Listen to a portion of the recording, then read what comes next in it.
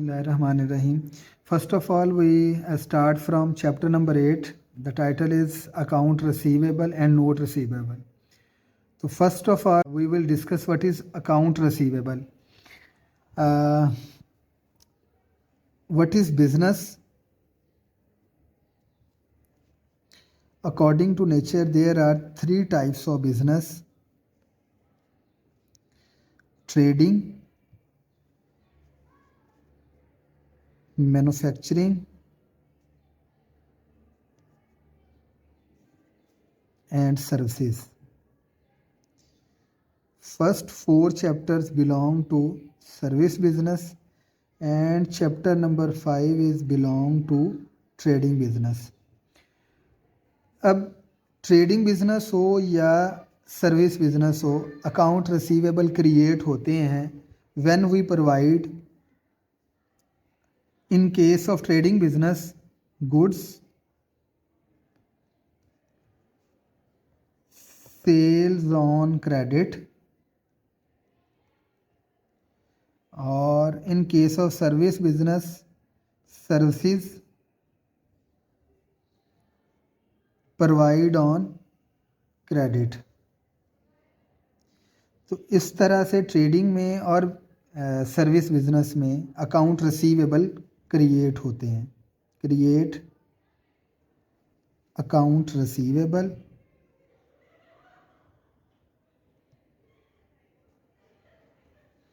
And create account receivable. So in previous chapter we will discuss के account receivable written in statement of financial position, statement of financial position जिसको हम balance sheet भी कहते हैं, उसमें current asset की headings में हम इनको लिखते थे, और करंट एसेट में कैश और मार्केटेबल सिक्योरिटीज़ के बाद third one is account receivable.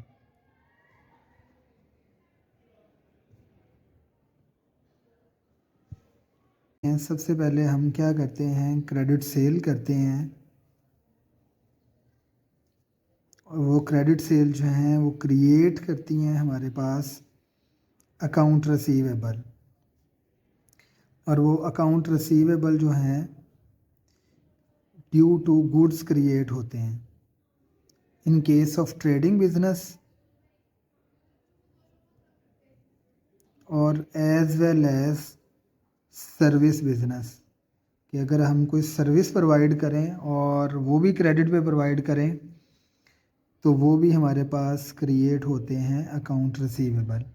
यानी अगर हम कुछ सर्विस क्रेडिट पे प्रोवाइड करें या हम गुड्स क्रेडिट पे सेल आउट करें और उनकी अमाउंट हमने रिसीव करनी हो तो हमारे पास कहलाते हैं अकाउंट रिसीवेबल। और अकाउंट रिसीवेबल क्योंकि टोटली बिलोंग्स टू गुड्स, तो गुड्स के लिए हमने दो सिस्टम पढ़े हुए हैं। गुड्स मीन इन्वेंट्री, तो हम उसके लिए दो सिस्टम पढ़ के आए हैं, perpetual inventory system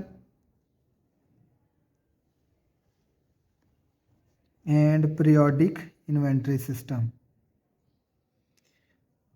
perpetual inventory system में हम गुड्स को रिकॉर्ड करते हैं एज अ इन्वेंट्री, और ये कंसिडर होता है हमारे पास करंट एसेट।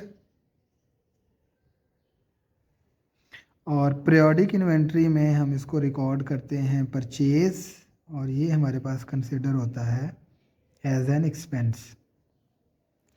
अब what is the difference between account receivable and note receivable? The first of all the basic difference that is documentation. Account receivable के बिहाइंड कोई डॉक्यूमेंटेशन नहीं होती, और नोट रिसीवेबल के अगेंस्ट जो है वो डॉक्यूमेंटेशन होती है। और जो नोट रिसीवेबल होते हैं ये नॉर्मली क्रिएट होते हैं जब हम नॉन करंट एसेट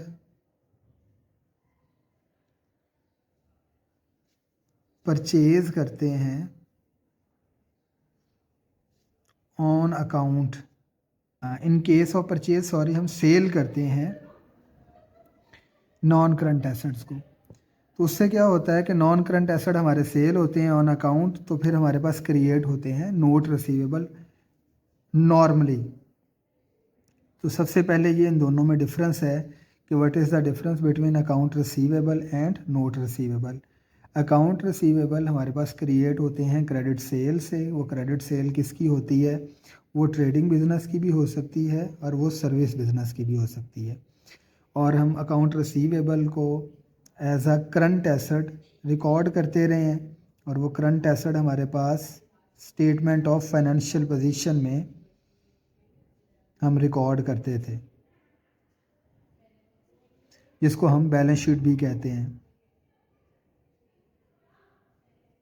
और ट्रेडिंग बिजनेस में जब हम गुड्स की बात करते हैं तो गुड्स को हम इन्वेंट्री के तौर पे रिकॉर्ड करते थे। उसके दो सिस्टम थे, एक था परपेचुअल इन्वेंट्री सिस्टम और सेकंड था पीरियोडिक इन्वेंट्री सिस्टम।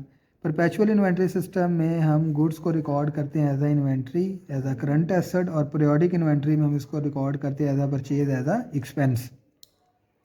और नोट रिसीवेबल हम कब क्रिएट करते हैं? नोट रिसीवेबल जब हम सेल करते हैं क्रेडिट पे और वो करते हैं नॉन करंट एसेट की, तो देन जो है वो हम क्रिएट करते हैं नोट रिसीवेबल नॉर्मली। तो दोनों के दरमियान एक तो डिफरेंस ये है कि ये करंट एसेट और ये नॉन करंट एसेट के अगेंस्ट अराइज होते हैं, और सेकंड डिफरेंस है कि नोट रिसीवेबल में हमारे पास डॉक्यूमेंटेशन होती है और अकाउंट रिसीवेबल में हमारे पास डॉक्यूमेंटेशन नहीं होती। सबसे पहली बात ये है कि जो कलेक्शन ऑफ अकाउंट रिसीवेबल है, कलेक्शन ऑफ अकाउंट रिसीवेबल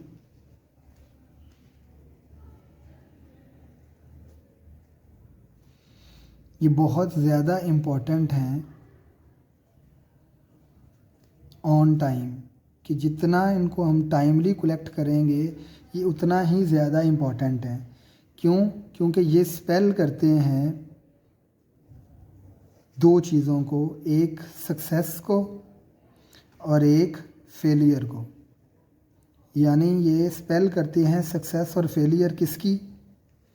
किसी भी कंपनी की या किसी भी बिज़नेस की सक्सेस या फेलियर को ये स्पेल करते हैं।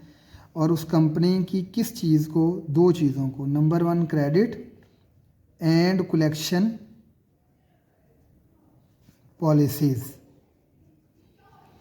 तो जो अकाउंट रिसीवेबल की कलेक्शन है वो बहुत ज़्यादा इम्पॉर्टेंट है, ताकि वो जो कलेक्शन है हमारी वो टाइमली होनी चाहिए, ऑन टाइम होनी चाहिए।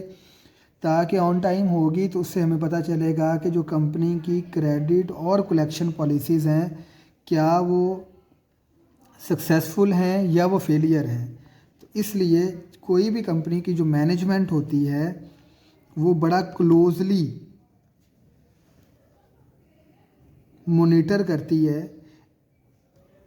रेशोज़ को, जिन रेशोज़ की बात हम करने जा रहे हैं, ताकि उससे पता चले कि कंपनी ने अपनी पॉलिसीज़ को किस तरह से एक्सटेंड करना है, चेंज करना है, एवेल्यूएट करना है, ताकि उनको पता चल सके दो चीज़ों का, किसका? कस्टमर की क्रेडिट इफेक्टिवनेस का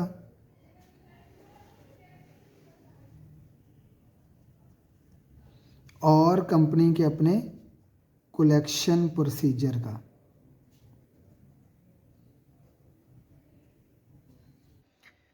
सेकंड, जब हमारे पास अकाउंट रिसीवेबल क्रिएट हो जाते हैं तो सबसे पहली बात यह है कि हमने इनको कलेक्ट कब करना है। और नंबर टू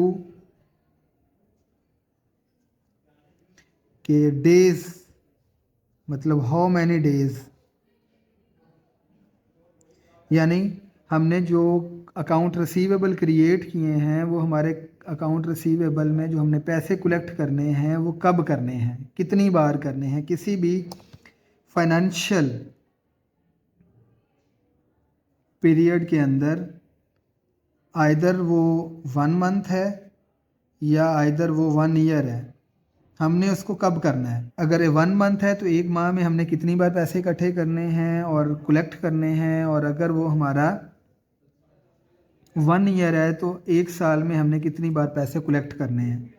जब हम ये क्वेश्चन अराइज करते हैं कि कितनी बार, इसका मतलब इट्स बिलोंग टू टाइम्स।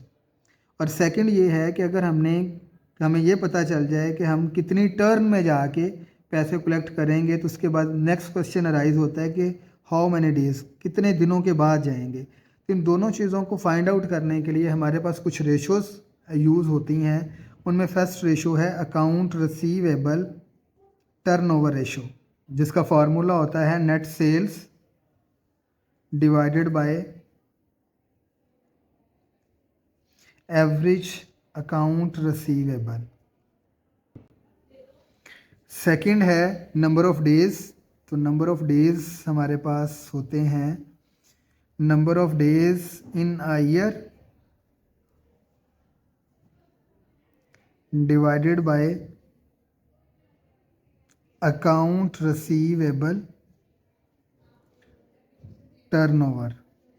अब इसका जो आंसर आएगा वो हमारे पास टाइम्स में आएगा, जो हमें ये बताएगा कि हमने कितनी बार जाके पैसों की कलेक्शन करनी है। और इसका जो आंसर आएगा वो डेज़ में आएगा, और ये हमें ये बताएगा कि कितने दिनों के बाद जाके हमने पैसे जो है वो कलेक्ट करने हैं।